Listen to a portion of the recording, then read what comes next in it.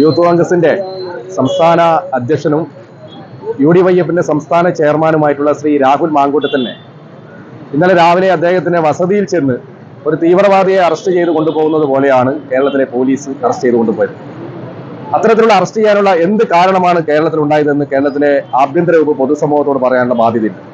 ഒരു ജനകീയ സമരത്തിന്റെ ഭാഗമായി കേരളത്തിൽ ഒട്ടനവധി സമരങ്ങൾ നടന്നിട്ടുണ്ട്. നമുക്ക് എല്ലാവർക്കും അറിയാം. കേരളത്തിലെ സമര ചരിത്രം തന്നെ എടുത്താൽ ഒരുപാട് സമര പോരാട്ടങ്ങൾ നേതൃത്വം കൊടുത്ത് സമരങ്ങളും അതുപോലെ തന്നെ വാഹനങ്ങളെല്ലാം അടിച്ചു തകർത്ത് അധികാരത്തിലേക്ക് വന്നിട്ടുള്ള ഭരണകൂടത്തെയും നമുക്കറിയാം.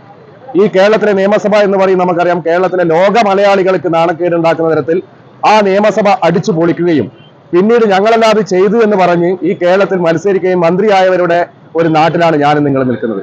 അത്തരത്തിലുള്ള എന്ത് തരത്തിലുള്ള ഒരു നീതിക്ക് നിരക്കാത്ത കാര്യങ്ങളാണ് രാഹുൽ മാങ്കൂട്ടത്തിൽ ചെയ്തതെന്ന് പറയാനുള്ള ബാധ്യത ഈ കേരളം ഭരിക്കുന്ന ഭരണകൂടത്തിനുണ്ട്.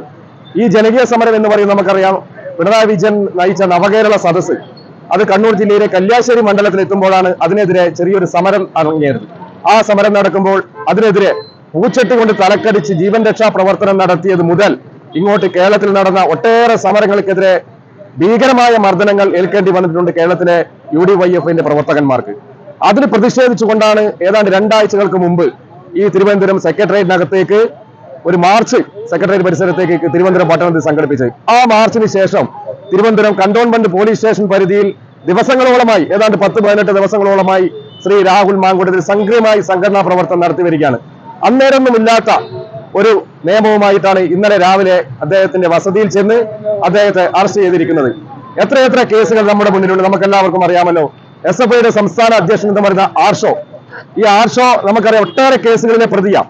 അദ്ദേഹം പൊതുസമൂഹത്തിന് വേണ്ടി സമരം ചെയ്തതിന്റെ പേരിലല്ല, ഈ നാട്ടിലെ യുവക്കൾക്ക് വേണ്ടി സമരം ചെയ്തതിന്റെ പേരിലല്ല, പരീക്ഷയുടെ പേരിലും അതുപോലെ തന്നെ മറ്റ് കലോത്സവത്തിന്റെ പേരിൽ കൃത്രിമമായി കള്ള സർട്ടിഫിക്കറ്റ് ഉണ്ടാക്കിയതിന്റെ പേരിൽ ഒരുപാട് കേസ് നേരിട്ട ആളാണ് SFIയുടെ സംസ്ഥാന പ്രസിഡന്റ് ആർഷോ എന്ന് പറയുന്നത്. ആ ആർഷോയെ പോലീസ് അറസ്റ്റ് ചെയ്യാത്തതിന്റെ പേരിൽ കോടതി തന്നെ ഉത്തരവിറക്കി. എന്താണ് കോടതി പറഞ്ഞത്? കോടതി പറഞ്ഞു ആർഷോയെ അറസ്റ്റ് ചെയ്യണമെന്ന് പറഞ്ഞതിന് ശേഷവും കേരളത്തിലെ മന്ത്രിമാരൊപ്പം മുഖ്യമന്ത്രിമാരൊപ്പം വേദി പങ്കിട്ട ആളാണ് ഇന്ന് SFIയുടെ സംസ്ഥാന പ്രസിഡന്റ് ആർഷോ. അത്തരം ആളുകളെയൊന്നും നിയമത്തിന്റെ മുന്നിൽ കൊണ്ടുവരാതെ ഒരു ജനകീയ സമരത്തിന്റെ ഭാഗമായി സമരം നയിച്ചതിന്റെ പേരിൽ ഈ കേരളത്തിൽ മാത്രം ഇന്ത്യയിൽ തന്നെ ഒരുപാട് പ്രതീക്ഷയുള്ള യുവജനങ്ങൾക്കും യുവതികൾക്കും ഒരുപാട് പ്രതീക്ഷയുള്ള ഒരു യുവജന നേതാവാണ് രാഹുൽ മാങ്കൂട്ടത്തിൽ. അദ്ദേഹത്തിന്റെ പ്രവർത്തനത്തെ ഇല്ലായ്മ ചെയ്യാൻ, അദ്ദേഹത്തിന്റെ ശൈലിയെ ഇല്ലായ്മ ചെയ്യാനാണ് ഈ അറസ്റ്റ് കൊണ്ട് പിണറായി വിജയനും കേരളത്തിലെ ആഭ്യന്തര വകുപ്പ് ശ്രമിക്കുന്നതെങ്കിൽ അത്തരം ആളുകൾ നമുക്ക് ഒന്നു മാത്രമേ പറയാനുള്ളൂ. ഒട്ടനവധി ജനകീയ സമരങ്ങൾ ഈ രാഹുൽ മാങ്കൂട്ടത്തിനെ അറസ്റ്റ് ചെയ്തതിന്റെ പേരിൽ ഇനി കേരളം മണ്ണ് കാണാൻ വേണ്ടി പോകുന്നതേയുള്ളൂ.